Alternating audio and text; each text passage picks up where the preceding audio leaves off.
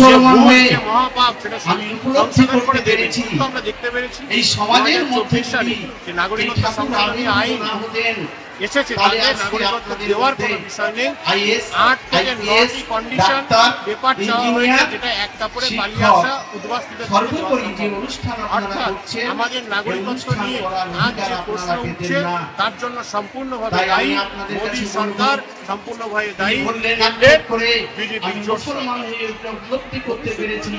কিন্তু আপনারা এখনো এই বিষয়ে কেন মতুয়ারা বীরের চাল, মতুয়ারা সিংহ সভা, গুরুচাঁদ ঠাকুর, এদের মধ্যে আন্দোলন রয়েছে। ঐতিহাসিকরা বলছেন এই চন্ডাল সকল চন্ডাল চান্দেল বংশ যারা তারাই মতুয়া, তারাই চন্ডাল।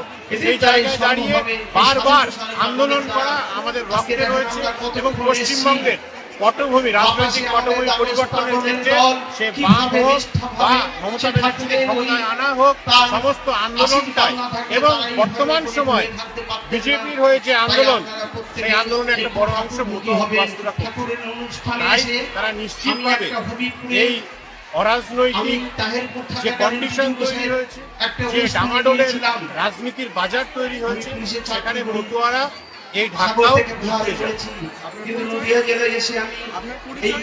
আমি ডক্টর মুকুটমণি অধিকারী, একজন মতুয়া এবং রানাঘাট দক্ষিণের বিধায়ক।